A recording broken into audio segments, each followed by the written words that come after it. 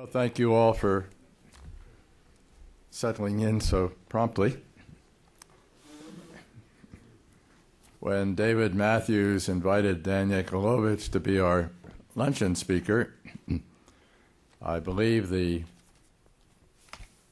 assignment in his letter of invitation was to be a bridge between the morning session and the afternoon session. Dan, I think, accomplished that with brilliance and then some. I think we have a framework for the afternoon's work.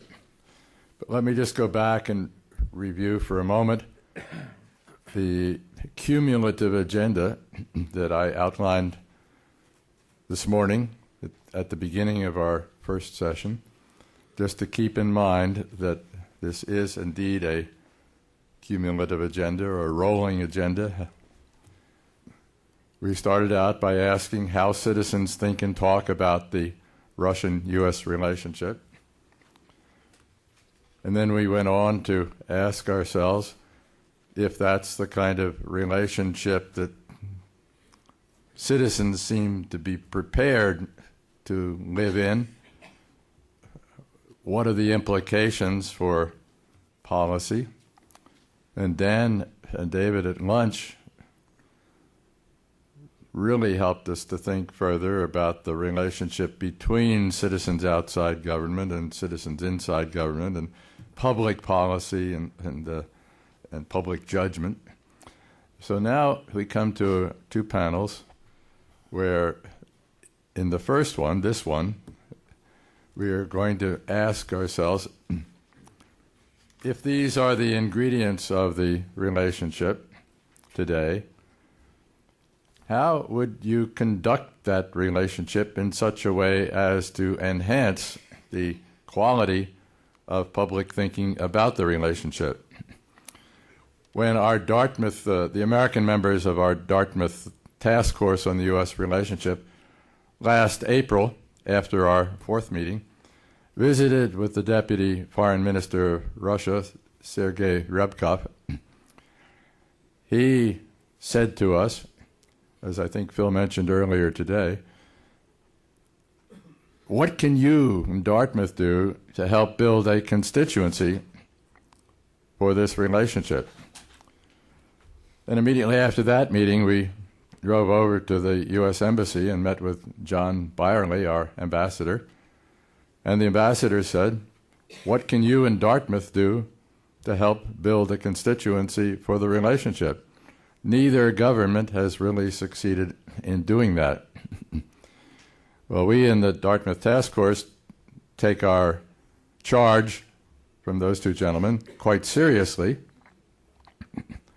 But on the other hand, I spent 25 years in the United States government, and I would like to, in a way, for the purposes of this panel, to turn the question back on the government, and that is, what can governments do in conducting this relationship in a way that builds a public constituency for this? Now, we take as given what David and Dan said to us at lunch, in which we all know nobody is going to build a public constituency. The public is going to build a public constituency. We are not going to do that.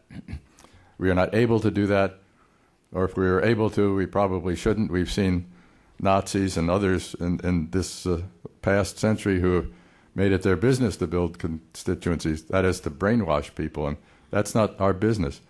But I think it remains true that in an interactive society such as Russia today and the United States today, government and the public each have a role in building a constituency. Government needs to contribute its piece. The public needs to contribute its piece. So what we're about here in this panel is to talk about that interaction, but particularly to ask ourselves the question, if we were in government or to influence government, what might we say about the process of building a more robust constituency for the kind of collaborative relationship that I believe everybody in this room believes is essential and would like to see. I'm not going to introduce the panelists. You have their names here, and their bios are in your program. So I'm just going to start with our Russian colleagues and work our way across the table here. And then, as Phil did this morning, we will certainly allow time toward the end of the session for you to join the conversation. But I've asked them to speak maybe for 5 minutes just to get some thoughts on the table. And then we will proceed with dialogue here and then go to your thoughts. Vitaly. Thank you, Hal. Я буду говорить по-русски, как человек, случайно затесавшийся среди послов. Начну с того, что мы действительно переживаем очень интересный период в истории, он период исторический. Мы ругаем друг друга Соединенными Штатами иногда. Мы упрекаем американцев за то, что они нас все время чему-то учат, и за то, что они все время во что-то вмешиваются и принимают решения сами, не советуясь ни с кем, не учитывая интересы.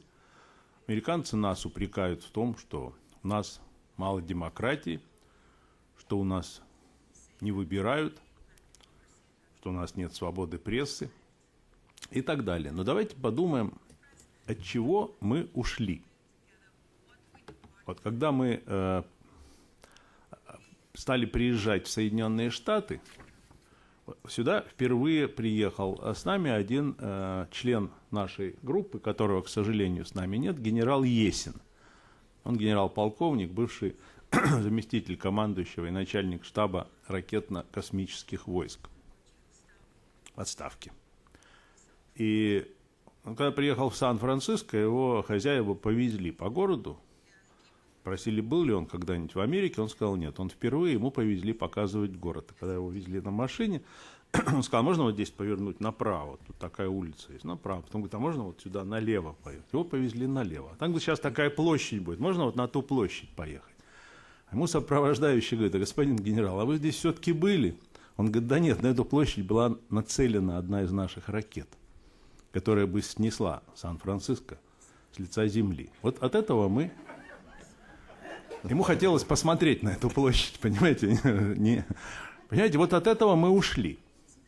Я думаю, что мы должны быть очень рады тому, что мы сегодня имеем возможность критиковать друг друга в открытую. Нравится нам это или не нравится. Да, у нас, наверное, пока еще разные культуры, есть разница в ценностях. Но, как здесь правильно говорилось, ничего нового к этому не добавить. Мы сегодня встречаемся с меняющимся миром, с миром, который быстро трансформируется. Трансформируется и отношение человека с природной средой, трансформируется среда безопасности, трансформируется сам мировой порядок, он резко трансформируется. Все эти споры насчет того, однополярный мир, многополярный, полицентричный или еще какой-то, да понятно, что он, конечно, уже стал полицентричным. И, конечно, наверное, это явление болезненное для Соединенных Штатов. Может быть, в большей степени, чем для России. Здесь правильно Ирина Звегельская говорила о некой травмированности нашего народа и молодежи после распада великого государства, после целого ряда кризисных событий. Да и вообще наша страна своеобразная. Как говорил великий писатель Достоевский, наверное, предназначение русских состоит в том, чтобы преподавать уроки другим. Мы их очень много преподали. Мы пережили огромную серию войн, революций. И у нас глубоко сидит чисто чувство уязвимости. Мы очень богатая страна, с не совсем богатым народом, который удивляется, а почему? Мы вроде очень креативные, и мне иногда мои студенты, которые у меня тоже есть, я тоже преподаю, спрашивают, а почему? Мы же, говорят, вот более креативны, чем американцы. И наша страна богаче. А почему мы живем все время так? What went wrong? Это вопрос. И у нас очень глубоко сидит чувство уязвимости. Потому что у нас огромная территория, которую, в принципе, очень трудно защитить, если есть внешние угрозы. Почти невозможно. Огромные границы. Мы резко сузили выход в мировой океан. У нас меньше стало этих выходов. Мы заперты линиями государств, с которыми нам нужно налаживать отношения, обеспечивать их лояльность. Это не всегда просто. Мы, в общем-то, молодое государство, несмотря ни на что. И мы, как думают все наши сограждане, у нас, так сказать, есть что терять. И мы интересны другим. Нас не так много, население небольшое столь огромной страны. И вот это чувство уязвимости, оно, по-моему, во многом определяет менталитет россиян в сфере безопасности.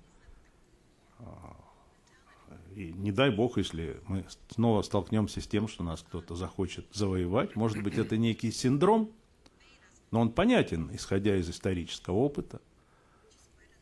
Ведь у вас на территории никогда не было войн. У вас было 11 сентября. Вот представьте себе, что у нас это 11 сентября постоянно было. В крупных битвах во Второй мировой войне у нас были миллионные потери, до миллиона в одной битве. Ну, а если говорить о той трансформации, которую переживает сегодня мировая система, то она несет очень много неопределенностей для нас. Огромное число неопределенностей. Много прогнозов, которые делают наши коллеги-политологи, оказываются неверными. Ну, и времени мало, но я все-таки два слова скажу и о парадоксальном сегодня сочетании традиционных и нетрадиционных угроз. Вроде бы традиционные угрозы, казалось бы, уходят, но нет. Обостряется соперничество за землю, за ресурсы, за воду, за нефть. Очень удачно когда-то сказал министр нефти Венесуэлы, не беспокойтесь, это было до Уго Чавеса, это был министр иной. Он сказал, когда появился нефтяной бум, он сказал, и все были рады, что нефть нашли. Он сказал, нефть – это экскремент дьявола. Вот мы сегодня имеем эти ресурсы, которые очень часто мешают нам жить. Ну, а если на прощание скажу и о трансформации отношений человека с природой, то здесь тоже сочетание восхищения нашими успехами науки, технологий, они сочетаются с некоторым, так сказать, страхом перед тем, ну а как дальше, не приведет ли это к вмешательству в человека, к манипуляции человека. Мы сегодня едим мясо, которое не является мясом, мы пьем воду, которая не совсем вода, мы дышим воздухом, который не совсем воздух, мы ходим на ногах, которые вовсе не ноги. Это хорошо, конечно, что мы можем дольше жить и лучше питаться, но такие угрозы, как наркотики, как болезни, как изменение климата, это то, с чем нам вместе нужно бороться. Это и тот самый терроризм, о котором здесь уже говорилось. И я хочу сказать, что я очень надеюсь, что вот эти вот глобальные угрозы, они сделают интерес и востребованность такого канала, как Дартмут, очень долгосрочной. Я думаю, что еще очень долго нам нужно сидеть вместе, обсуждать то, как нам вместе противостоять этим вызовам. Спасибо за внимание.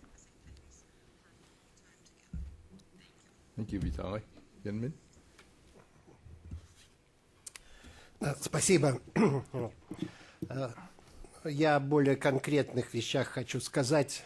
Тут много добрых слов, хороших, говорилось в адрес Дартмутской конференции, ее уникальной роли в налаживании конструктивных отношений между Вашингтоном и Москвой. Действительно, трудно переоценить роль общественных кругов в создании нового климата доверия между СССР и США, и теперь Россией и США. В целом ряде вопросов участники Дартмута были в какой-то степени пионерами, и за это им надо воздать должное. в поисках точек соприкосновения, в поисках развязок сложнейших проблем. Чтобы не быть голословным, хочу сказать, что у нас отношения после событий в Грузии в августе 2008 года были практически на нулевой отметке, если не ниже нулевой отметки между Россией и США. И вот тогда участники Дартмута несколько раз собирались, и их рекомендации помогли в том, что сейчас называется процесс перезагрузки. И это очень хорошее свидетельство того, как общественные организации, общественные круги могут влиять на политические процессы, на внешнюю политику. Рекомендации группы были тогда восприняты руководством, как, насколько мне известно, двух стран, и это нашло выражение в конкретных мероприятиях. Правительственные чиновники, я только недавно, так сказать, перестал им быть, не всегда имеют лучшие идеи. И во время ланча вот Дэвид Мэтьюс очень красноречиво и убедительно говорил о том, что это дополнительный очень хороший канал, потому что он дает возможность еще, помимо всего, комплексного изучения и рассмотрения проблем. Поэтому вот такие, я хочу слово подчеркнуть, совместные конференции или группы, подобные Дартмуту, это прекрасные площадки для спокойного, вдумчивого обсуждения и нахождения взаимоприемлемых развязок. За 50 лет Дартмут продемонстрировал свою эффективность и полезность.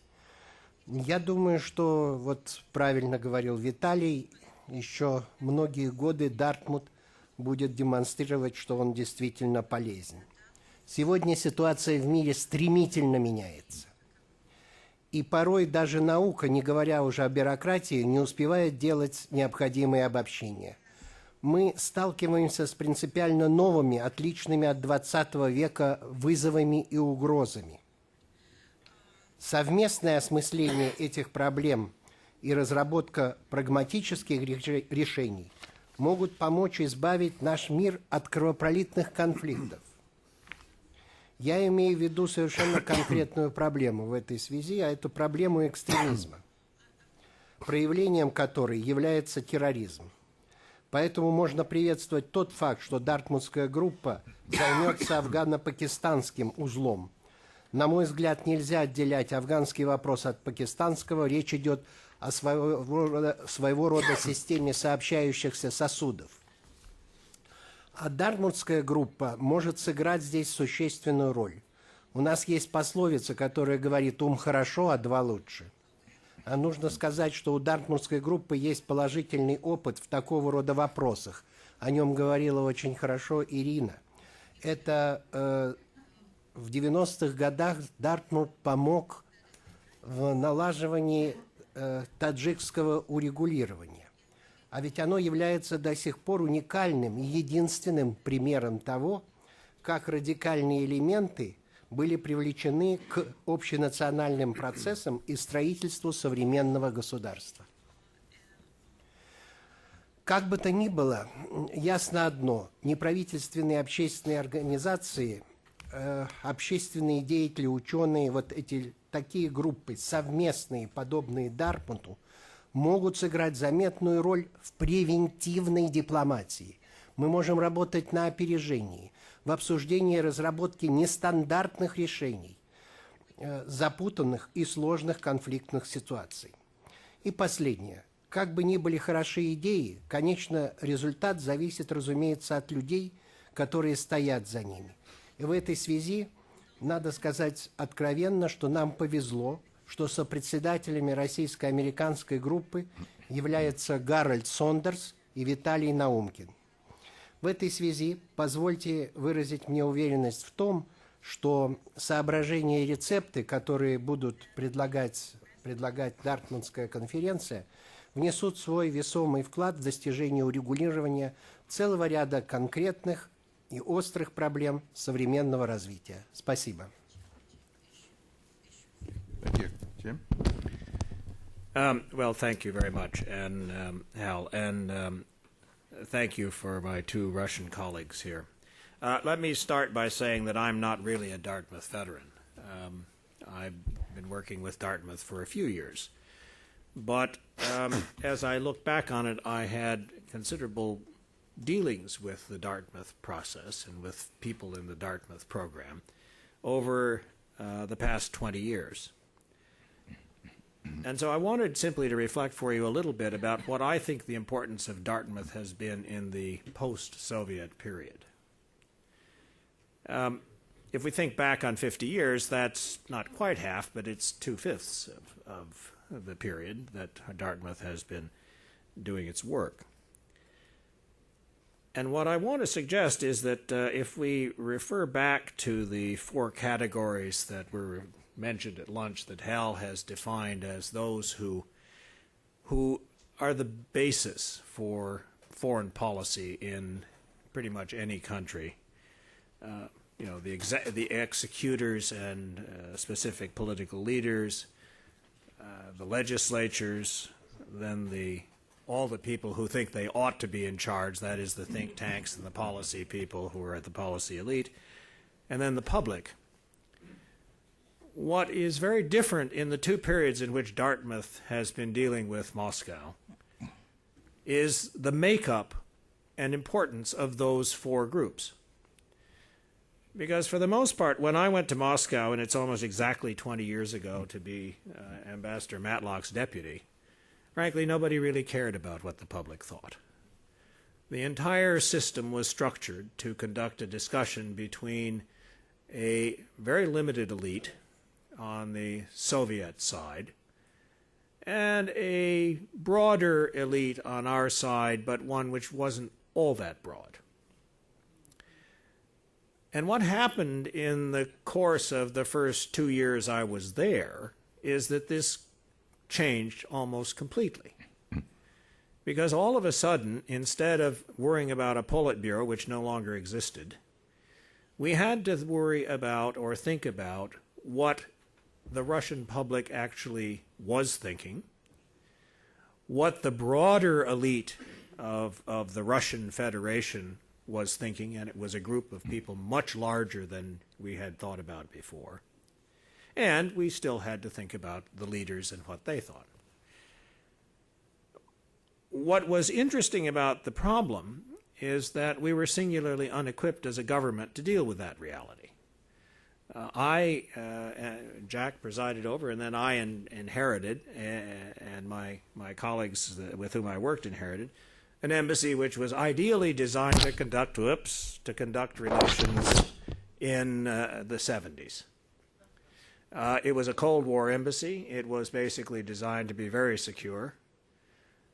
But it was a mentality that was more important. This was the idea that our job was to get as much information as we could from a society that didn't want to give us any, and to convince 12 or 15 or 30 people or whatever it was about how they had to do it our way. All of a sudden, we were confronted with 150 million people or so who had a say, not clear exactly how, and we had no idea about how to communicate with them. More importantly, nobody really quite knew what it was that would be important to them. And so that really brings me to the point about where Dartmouth comes into this picture. We really needed to have some, if we were going to have good policy on the American side, we had to have some idea of what it was that the Russian public, as well as its elite, thought. I would also submit that the Russian elite needed to know what its people thought, and often didn't. And I would say that we could mirror the entire picture on our side. And so what really was important about this moment of 91, 92 is that we all of a sudden, as two societies, had to begin to take account of what the publics in each of the countries thought, had as questions, would support, because this was going to be important to what kind of policy could succeed. So in that sense, Dartmouth discussions were actually one of the very few places where there was any kind of sustained discussion that would give a sense for what was the thinking on either the American or the Russian part among the public as to what was going on, what were the policies that were sensible, what were their priorities. And I'm here to tell you that, frankly, the Muscovite elite didn't have a clue about their own country in many cases. And I think the same could be said about Washington, because we all know everybody says Washington doesn't know what's going on in the United States. How we found that out in this period was very important. And the absence of a good understanding of what the Russian public was thinking or how it would relate to what Americans were doing was both a danger, and it cost us a great deal when we didn't have a good sense for it. And I will give you one example. When the Serbian Kosovo issues arose, the government in Washington, for the most part, never really asked or answered questions. They never asked what were the questions on the mind of the Russian public or people, and they never really bothered to answer the questions that were on the minds of the Russian people. They were very effective at mobilizing the NATO countries. They addressed the issues in their terms, but it cost us a great deal. I think the biggest, sort of most traumatic moments of U.S.-Russian relations that I had in my time as ambassador came around the Kosovo issue.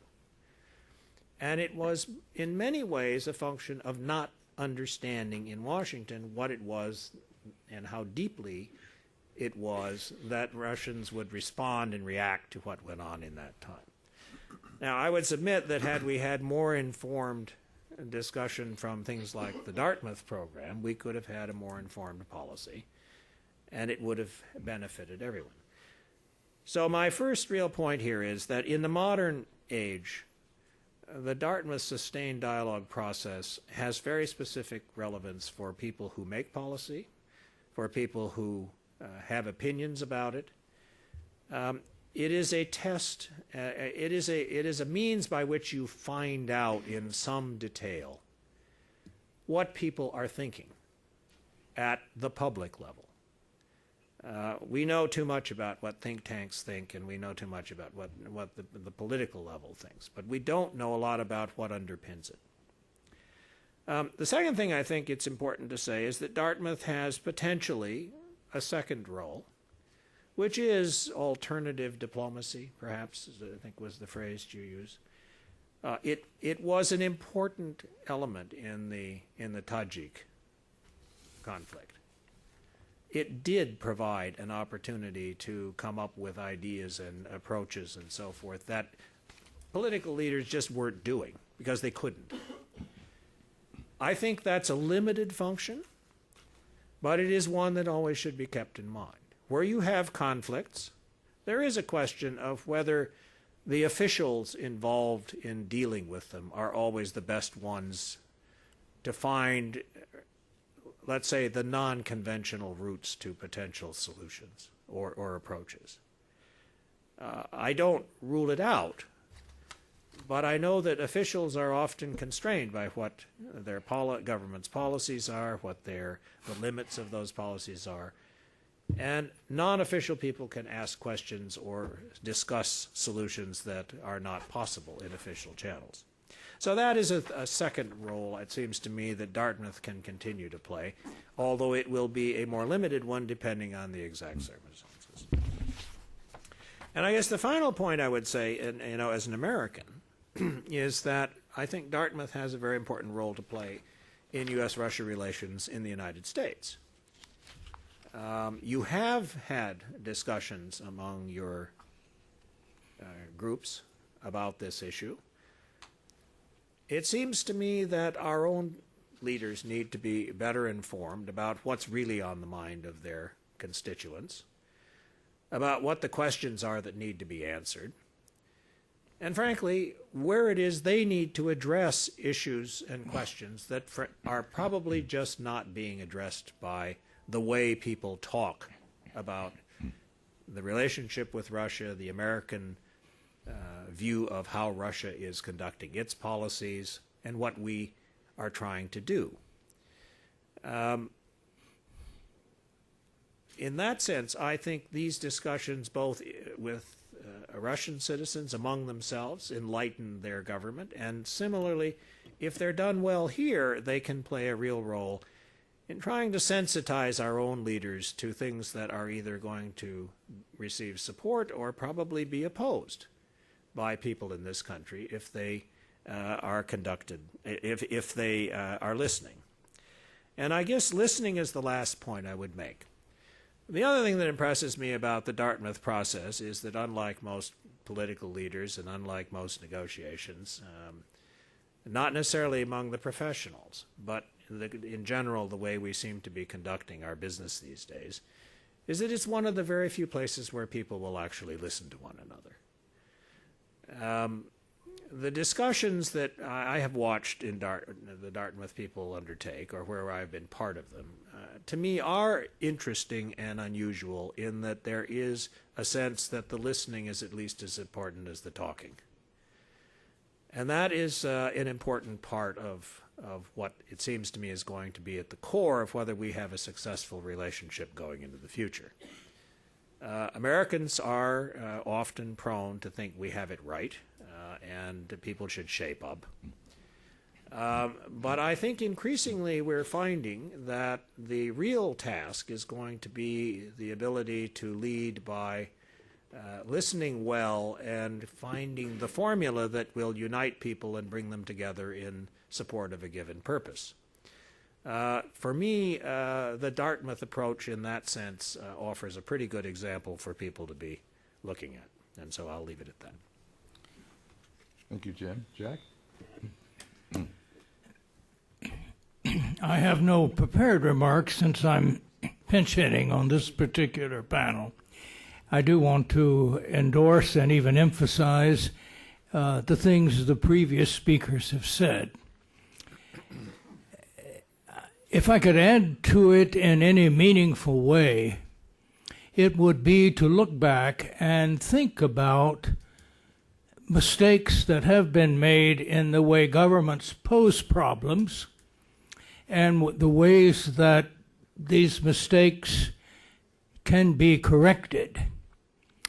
Because a process like the Dartmouth process, which does involve the listening to each other, to informed people on the issues, helps us clarify where there might be not a matter of compromise so much as solutions that meet the main concerns of both sides. And I say that because as I look back at the history of our negotiating the end of the Cold War,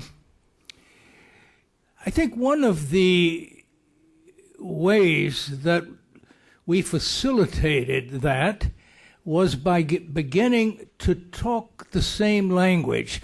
That is the language of cooperation.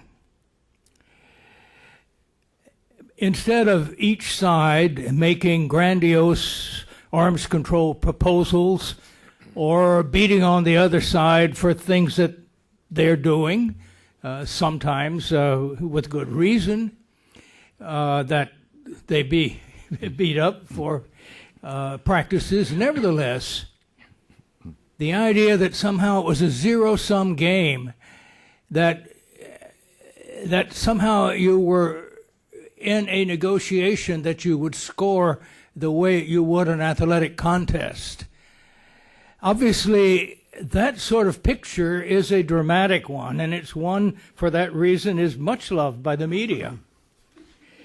And to the degree that positions get out there in public before they are discussed, you get often a shouting match, with each claiming to have the key, and it's only the recalcitrance of the other, or the hostility, or even the threat of the other that keeps us from reaching it. When you begin to think about, all right, what is the end result? And what end result would suit us both? Then you can start talking about cooperating to reach that end.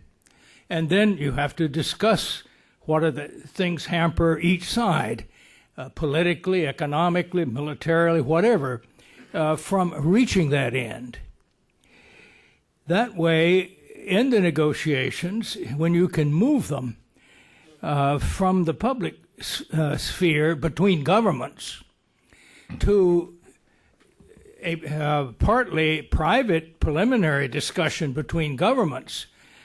But to get this, you often have to have the push, some push from the publics, and particularly an understanding of how you formulate these common interests so that you don't inadvertently step on other toes.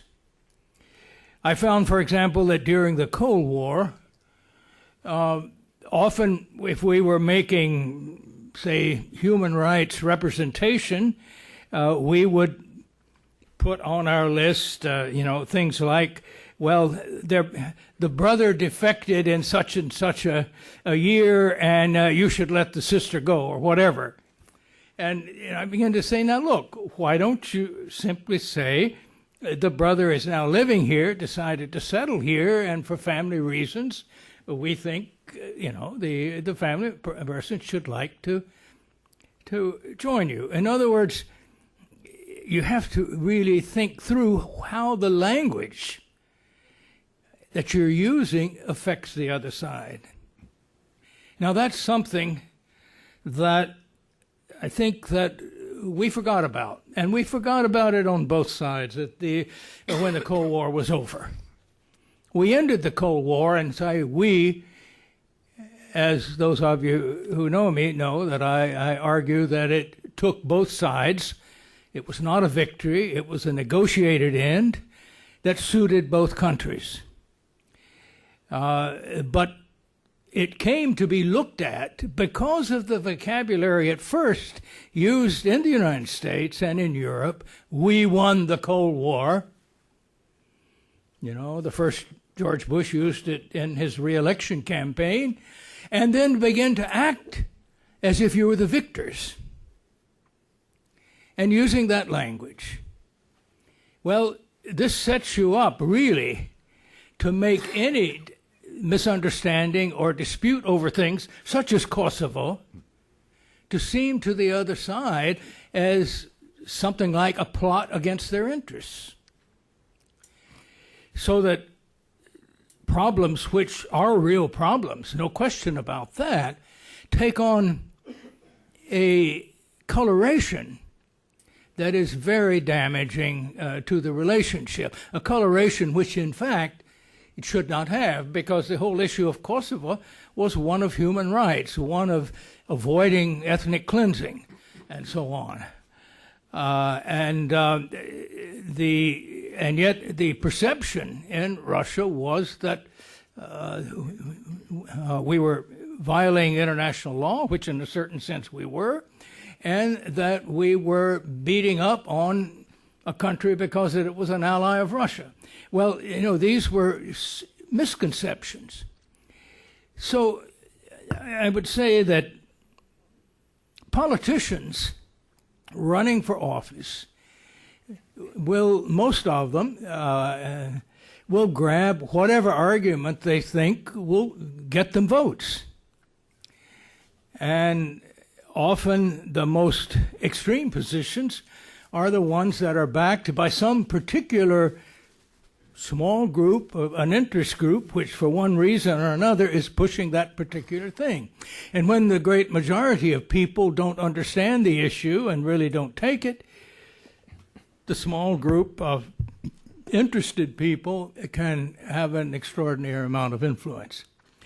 Now, to have a Dartmouth dialogue before we reach the stage where both sides are totally misunderstanding the other, a dialogue so that this does feed both ways into helping government officials understand better, but also helping the public understand better, because those who participate are capable of writing op-ed articles if need be, and so on, and you can play it both ways.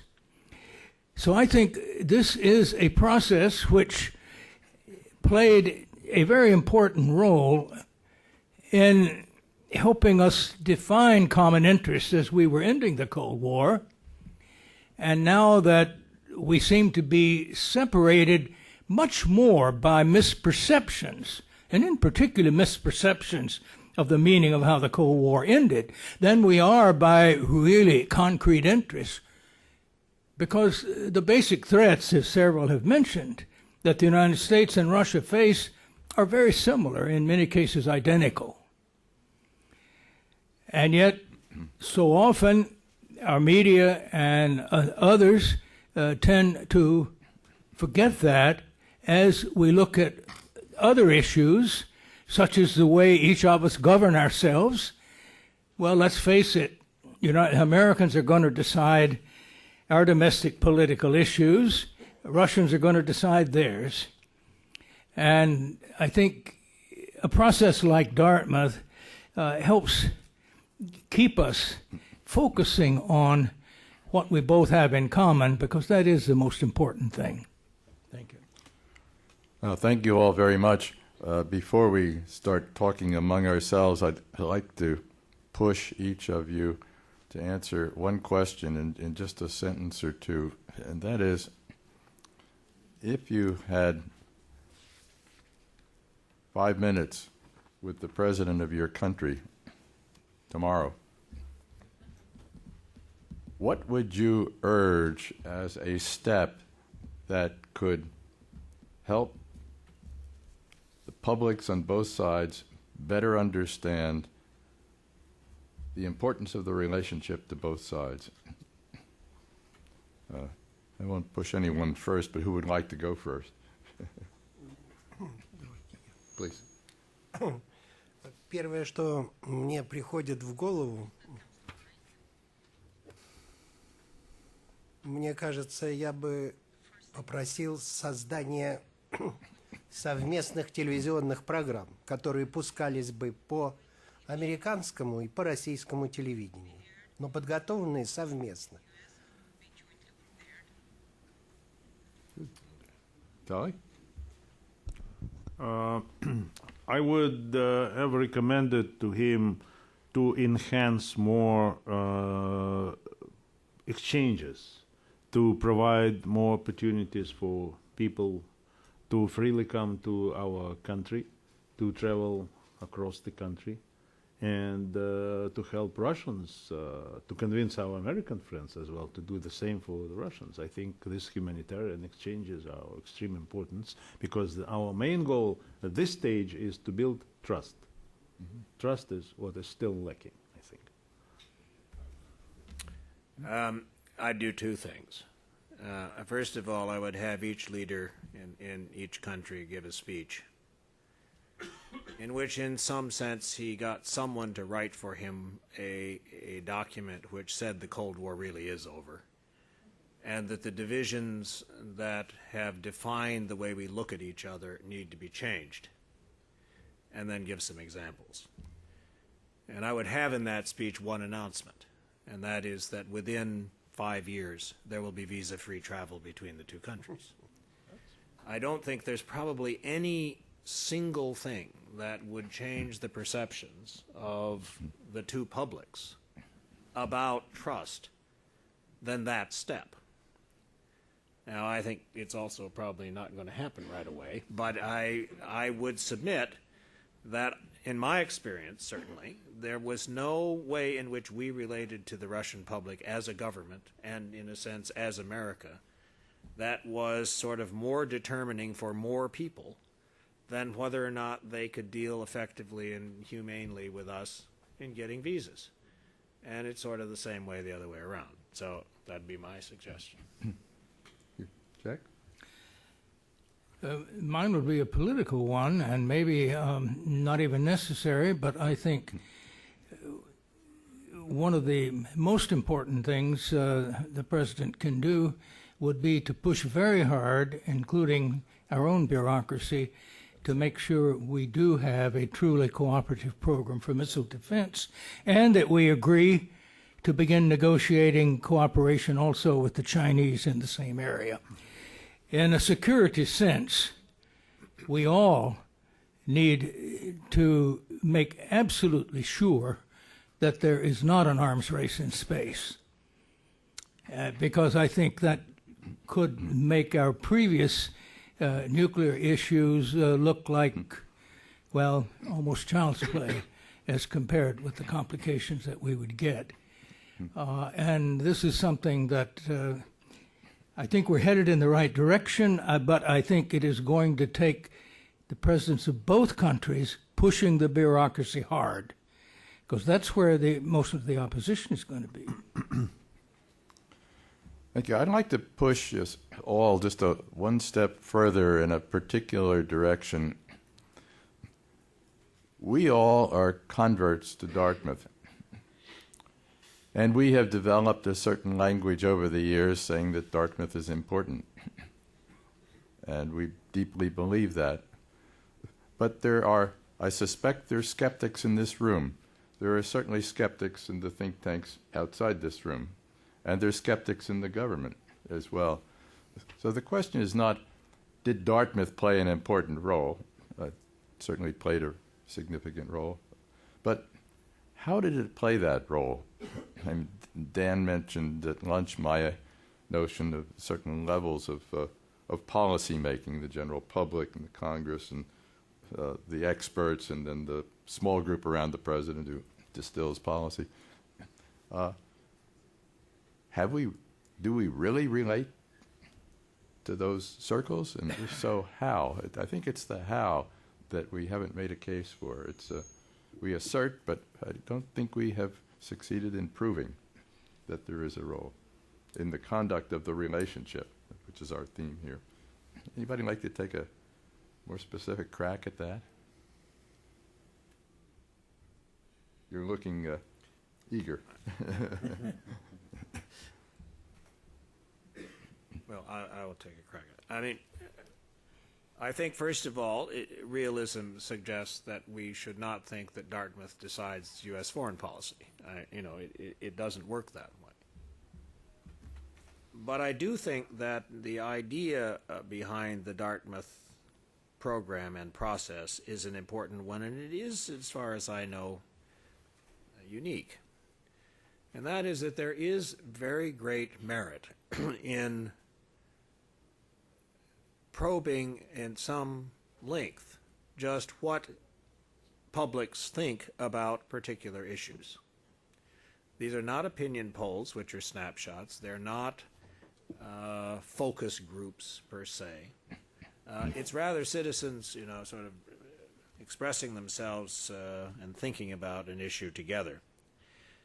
Now, I think the question is, how do you feed that information into the places that make a difference?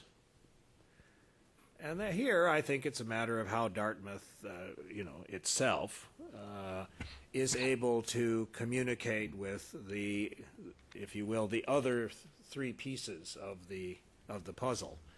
The policy level, the policy people, in the bureaucracies, how they do this in the legislatures, and how they do it via the more organized opinion makers, whether it's media, think tanks, or the others. And here I'd only say that just having the dialogue isn't enough. I mean, I think you have to then take it, distill it, you have to present it, and you have to make it relevant to the policy people in these three groups.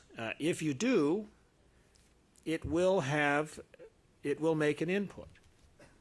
Will it be dispositive? Probably not.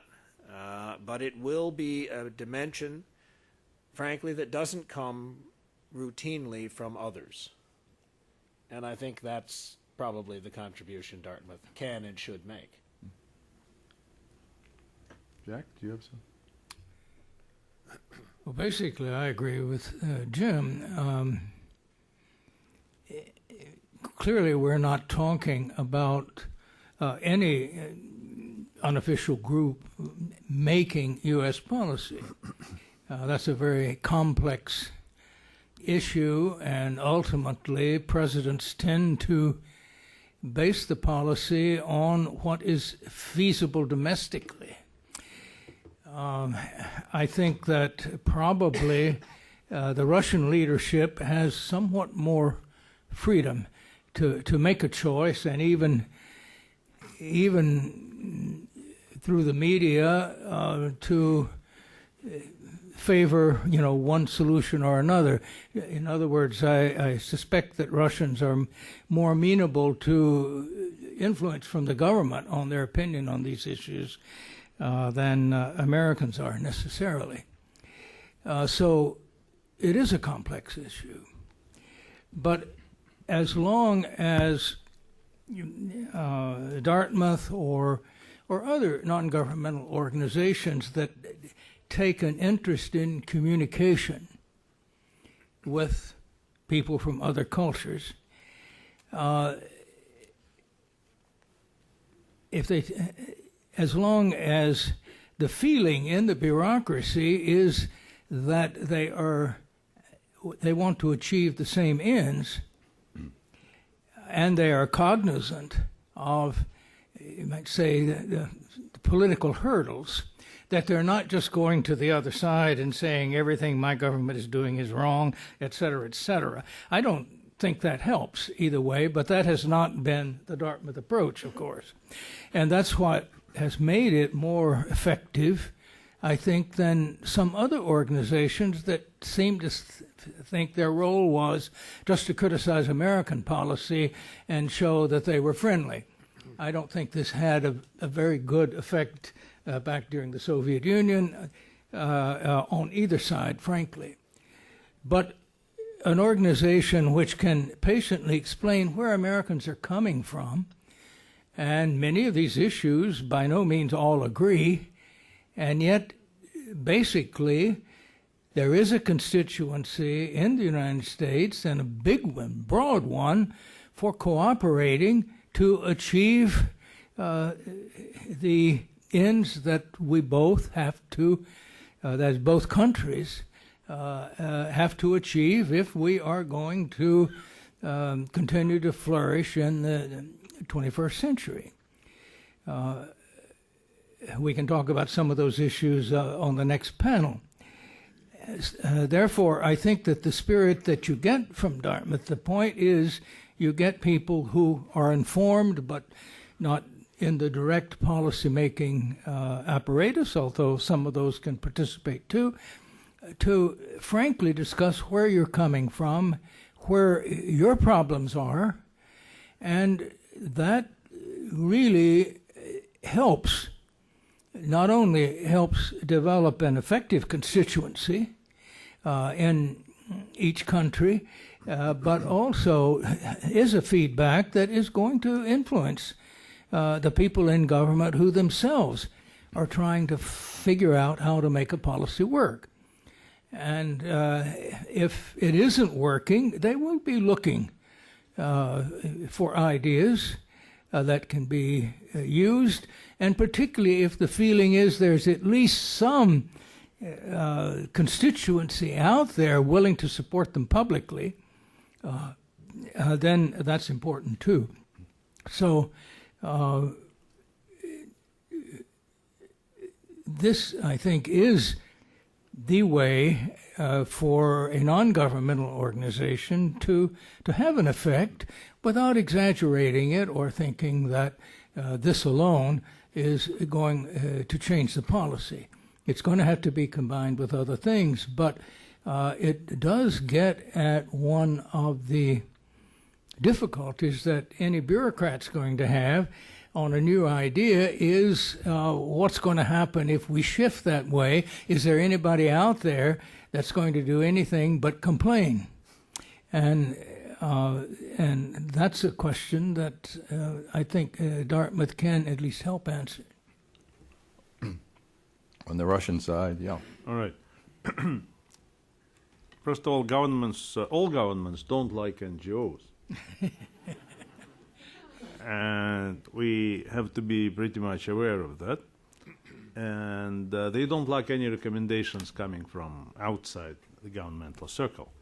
But there should be a certain capacity invested in the people who are participating in this in Dartmouth process, and I think their capacity to convince, to deliver, to prove effectiveness is very important. But I would say that I agree with Jack that extreme frankness and openness of our discussions, that's what is not available in the formal dialogues, you know. So I think the governments, they need such knowledge or such wisdom of candid and frank, you know, discussions among, you know, intellectuals at this platform of Dartmouth.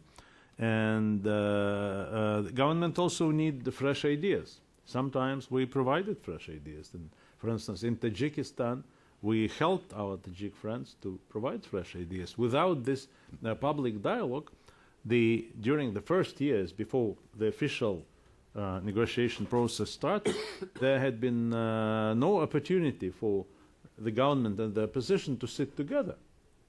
So I think to know each other and to build trust, I think that was the main breakthrough in the process of reconciliation. So the same is true about the Russian-American relations. So I think that the fact that the people who are participating in this dialogue, they are not restricted by any official positions, even if they participate in some decision-making, some of us, you know, and they are not restricted by that. They perform in their personal capacity.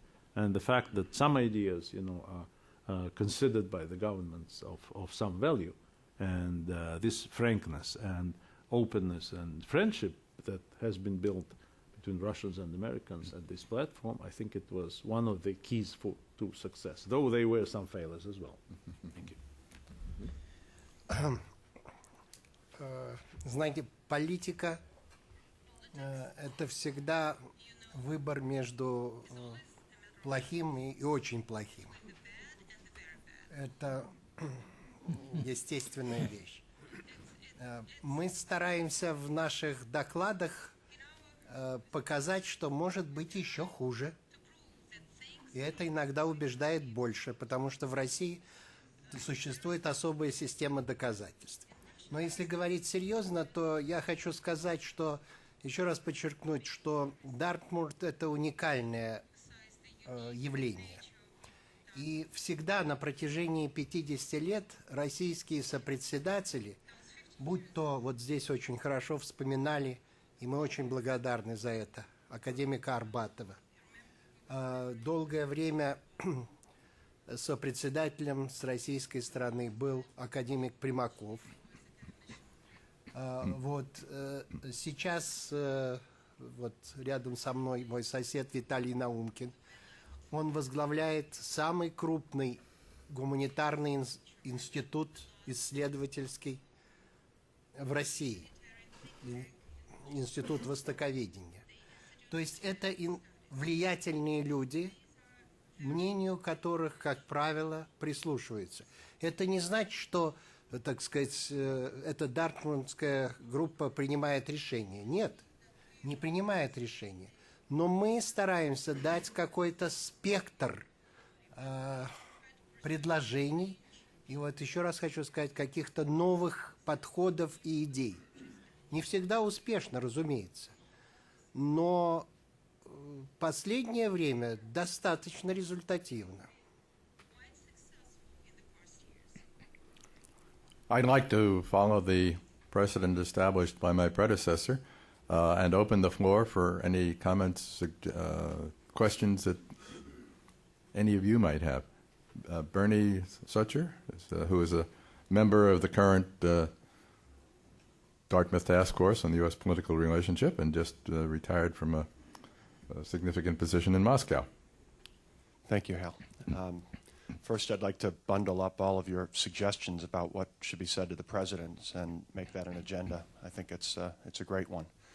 And just thinking back on the last 50 years and thinking forward about how to build constituencies, I think the new dynamic in the relationship is obvious. It's business.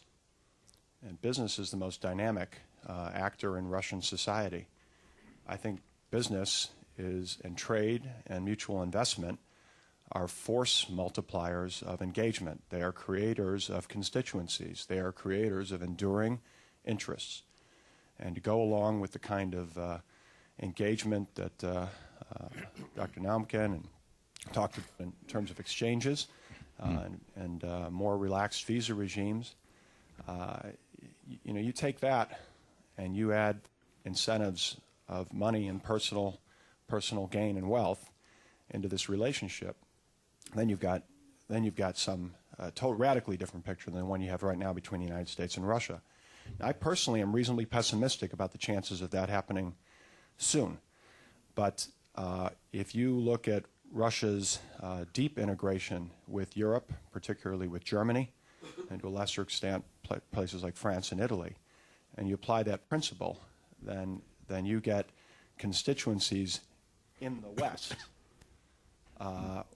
that are major factors for policymakers in Russia, of course, but also in the United States to consider as we go forward in the next 50 years. Thank you. Thank you very much. Others here. I'm going to bring a microphone over here. We got two. Ambassador Collins mentioned that the NATO intervention in Kosovo had a detrimental effect on U.S.-Russian relations. George Kennan felt the same way about the eastward expansion of NATO. Do the various panelists agree with Ambassador Kennan on that? And if so, where do we go from here to undo some of the damage? Who would like to respond? Yeah. I guess the problem is on the American side, maybe more than the Russian side to begin with. You want to do it, Jack? You wanted me to do it? Go ahead. I mean, look, the expansion's a fact. So the one thing I would say about it is that as it was undertaken, there was an effort in some sense to have it both ways, to increase the number of states that could join the alliance and at the same time have Russia love it. And it just wasn't going to happen. And there was a certain amount of self-delusion about this. So decisions were made to move forward, but they were made in some sense on the assumption that you could make Russia like having NATO enlarged, or Russia and its neighbors, and it just wasn't going to happen. So we are now at a point where, after the Georgia War and others, I think everybody said we better stop and have some time for reflection and figure out what's coming next without anybody giving up any of the previous positions, as you will no doubt know. What I think is going to have to be achieved, and we've got at Carnegie a certain effort to try to move this forward, is to think about an inclusive security system that will bring Russia and all of the non-NATO, non-EU people under the same umbrella and under some kind of a structure or system or set of procedures that essentially allow Russia and its neighbors to believe that they have the same kind of security that the allies feel they have developed, both among themselves and between them and the Western institutions. I don't think that's going to happen just by doing more of the same. And so the question is, where are we going to go with this? I mean, in short, we have to find the formulas and the ways of doing business that will give Russia confidence that its own interests and its own security are no less assured than those of NATO and the United States. And we haven't found that formula yet. So that's the task. I don't have the answer, but I think cooperative missile defense, for instance, is a step that could help. I think if we could find a joint way of dealing with energy security that would not have us, having consumers, transit people, and suppliers all at odds. If we looked at things like what are we all going to do about the problems of cybersecurity? These are the kinds of issues that are out there which do not get resolved by East looking at West and thinking, I can do it if you just get out of the way, or the vice versa. So, I mean, it's that kind of thing, it seems, that's going to have to be the approach. I think one of the things that people on both sides of the argument perhaps have missed is that what each side has considered in its interest is not necessarily, certainly not in the long run. When I argued against NATO and expansion, it was not primarily because it would make relations with Russia more difficult and redivide Europe, although those were important arguments. It was that it would weaken NATO, it would put us on a course which would make it much more difficult to preserve security in Europe, and it would burden the United States with more responsibility than it needed to take in the post-Cold War world for the security of Europe. Now, we have a situation that the bigger NATO gets, the more problems it has internally. It is certainly no longer an automatic instrument, if it ever was, of American military strength. This is the image that it has in Russia. So that, in a sense, I would say the expansion of NATO has not been the threat to Russia that it has seen in Russia, but it has actually increasingly sapped American strength by burdening it with responsibilities which it should have passed to others. And given our fiscal situation, I don't think we're going to be able to continue this in the long run. So the fact is, NATO will change. It is changing. It has never been exactly the caricature that Russia sees it, but it becomes more a matter of self-respect, a matter of feeling that the whole symbolism of the whole thing is insulting. And I think that psychological factor is one of the most important ones. So, I hope we are taking seriously President Medvedev's proposal, and I hope we are, obviously, as it stands, it's inadequate, but the idea, and I would simply echo Jim Collins, we do need to find a security structure in which Russia has a full role, including the responsibilities that implies.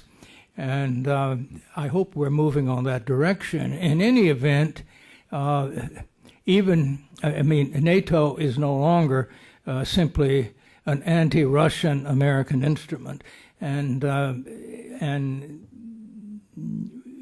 it does constitute liabilities for the United States in taking on local responsibilities that probably are more than Americans should be expected to bear. I have a couple more hands up. Well, first of all, over here. You want to? Okay. Yeah. Hold on. Yeah. Please. Если можно, я только несколько слов хочу добавить. Я очень хорошо понимаю, разделяю точку зрения о том, что НАТО не направлено против России, но должен сказать, что у некоторых моих сограждан такое впечатление создается, и тем не менее отношения наши улучшаются, и тот факт, что президент Медведев собирается ехать на совет Россия-НАТО, я думаю, лучше этому доказательство, так же, как и тот факт, что мы активно сотрудничаем с Соединенными Штатами сейчас по поддержки войск НАТО в Афганистане. Я думаю, что это очень большое достижение. Тем не менее, опасения есть. Одно из опасений связано с тем, что не будет ли размещено ядерное оружие, скажем, на территории тех стран восточноевропейских, которые вошли в НАТО. И другое опасение, как вы знаете, было связано с принятием в НАТО некоторых других стран бывшего постсоветского пространства, к примеру, Украины или Грузии, и тот факт, что этот вопрос сейчас, во всяком случае, на повестке дня ближайшего времени, насколько мы понимаем, уже не стоит, я думаю, это улучшает наши взаимоотношения. Но я согласен с вами, что трансформация НАТО, которая будет неизбежна, она, конечно, будет полезна для повышения доверия. И тот факт, что новая трансатлантическая безопасность, которая может появиться, и особенно инициатива Медведева по созданию этой новой архитектуры безопасности, я думаю, это те же самые попытки как-то снять напряженность, которая пока еще существует.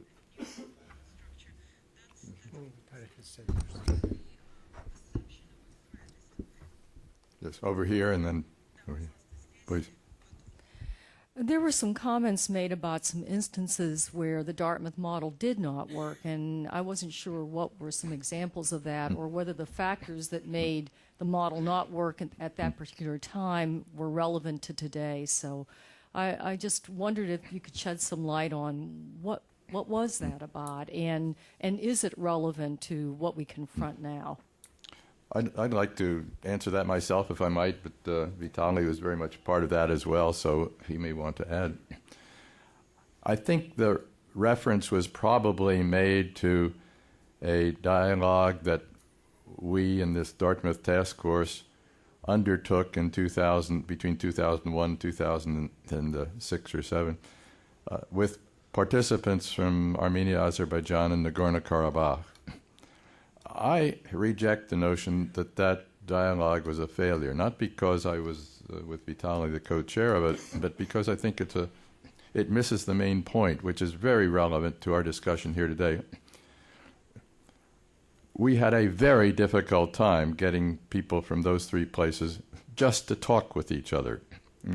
If you want to talk about starting a dialogue, this was a classic case of spending 3 or 4 meetings before people would even listen to each other enough to accept what the other said and deal with it. So just a classic case of what we confront in what we call the second stage of sustained dialogue. In the end, with some drama, I might add, with considerable resistance and some drama, we ended up with full agreement by all three parties to a document called Framework for a Peace Process. It was no effort to do what was being done at the official level. At the official level, they're talking about where you draw lines, what troops withdraw from what territories, on what sequence, and so on. That's for governments to do. What we did was, really the participants did, was to come up with a formula which addressed the central impasse in the whole negotiation, the official negotiation, and that is the ultimate status of Nagorno-Karabakh. Would it remain part of Azerbaijan? Would it have some sort of special engagement? Or would it be independent? And a very influential member of the Azeri delegation one day said, look, we can't give you an answer to that question now, but let's talk about interim status. And he proposed a formula for a series of intermediate negotiations, changing lines, withdrawal, refugee return, that sort of thing. But Nagorno-Karabakh had to be part of those agreements, because their troops were sitting on some of this territory.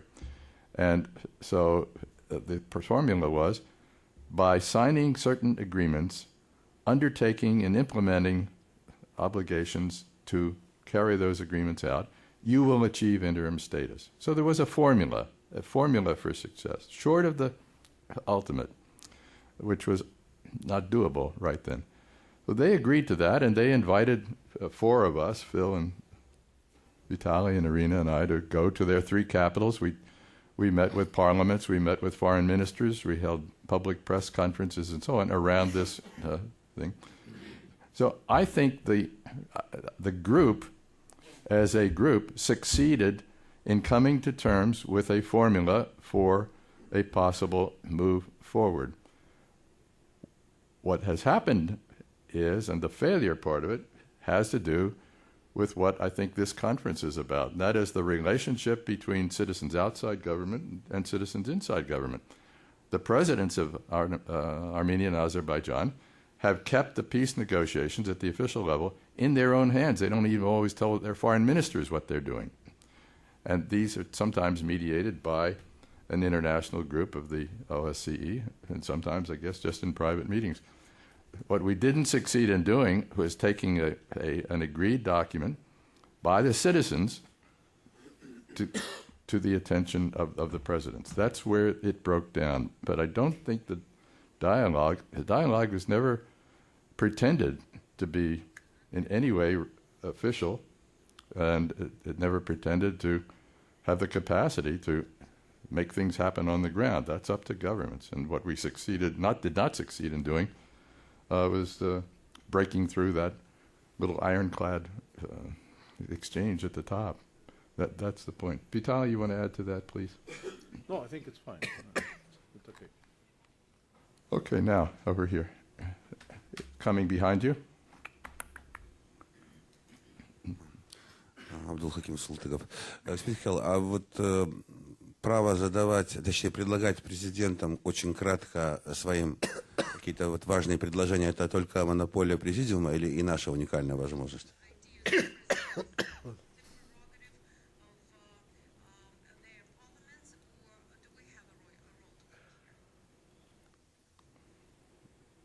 Do you understand the question? I think he's talking about Nagorno-Karabakh. For the president. Okay, sure. Go ahead. Вы знаете, если бы у меня была такая возможность, я бы сказал бы, наверное, следующее нашему президенту Медведеву, что вот недавно принято очень важное для России решение по Сколково, да, на которое мы возлагаем очень большие надежды, и которое Сколково должно решить как бы наши, вот ту модель выстроить, которую мы видим вообще для всей России, достаточно отдаленной модернизационной перспективе. Я предложил бы подумать на эту же тему, но в рамках политического Сколково.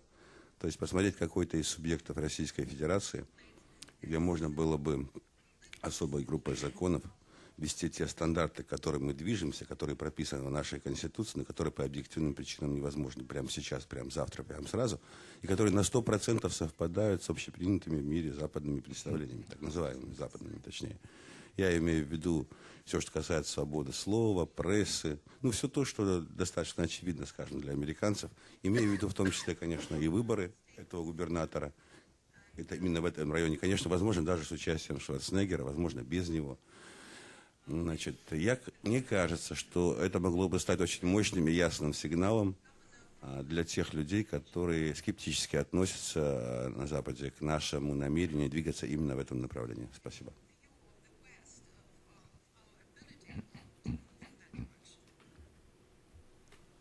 Anybody want to comment? Should we go to the next question? Did I see another hand up? Please, right here. Yeah. Буквально на прошлой неделе я была на уникальном заседании РАСА, Russian Association Academic Scientists. И я подумала о том, что вот в духе сегодняшнего события можно было бы подумать совместно об идее выстраивания, прежде всего, интеллектуального моста между Россией и Америкой. Все знают, что Россия страна, богатая природными ресурсами. Но на самом деле сегодня Россия превращается в клондайк интеллектуального капитала.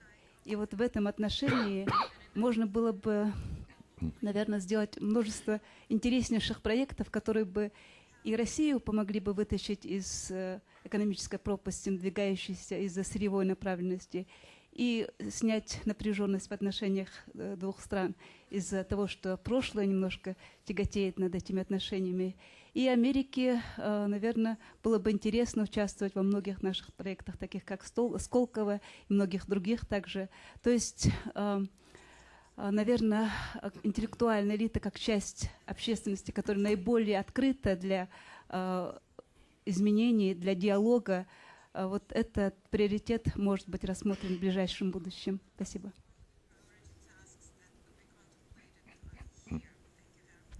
Thank you. Any comment? Anybody else here? Way back there.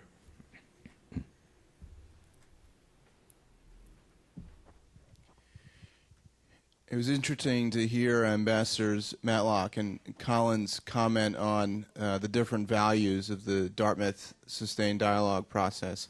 And I'm curious if you might talk a little bit more about how it can be used more broadly in the United States and in Russia. And Ambassador Matlock made a mention that it has a preventive purpose, that if some people hadn't said we won the Cold War, the dynamics of the U.S.-Russia relationship might be a lot different. And Ambassador Collins said that the Dartmouth Sustained Dialogue process has a vital role in presenting what the public really thinks to governments and informing their policy decision-making.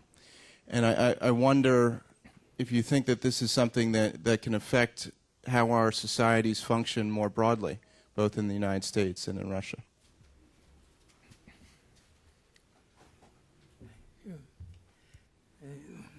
Well, one would like to think so. Look, what something like Dartmouth can do, it seems to me, is create a body of well-founded information about certain aspects of background that should be in the mind of people who make policy. And you can try to disseminate it or make it a part of that policy process in any number of ways, and it can be effective or ineffective. But at the end of the day, policymakers are quite capable of ignoring you, or ignoring what someone not too long ago called an inconvenient truth. And I think that no one should have any illusions about that. There are many drivers of policy decisions, and the only thing I would say is that good policy, if it's to be, good policy is going to be sustained only if it sooner or later either reflects or has the backing of or is going to attract the backing of the public in this country. I would agree with Jack. I think it's probably a bit, there's maybe more flexibility at the present time among Russian leaders in the amount of latitude they have to work themselves. But even there, sooner or later, the public has a role. So I think, this is the kind of sort of long-term thinking that is very difficult to bring into the policy process because most people worry about tomorrow, not a year from now. And the only thing that Dartmouth can do, aside from things in direct conflict resolution, but putting that aside, but it seems to me is that they can inform policy people and people who are influential in policy about what it is they have as a reality among their stakeholders and constituents. If they choose to ignore it, well, they will choose to ignore it. But you at least have put on the table something that should be considered, and I think that's what you hope you can achieve. I think it's time for a break. If we could come back in 15 minutes at 3:30. I appreciate very much the questions asked, and thank you to the panel.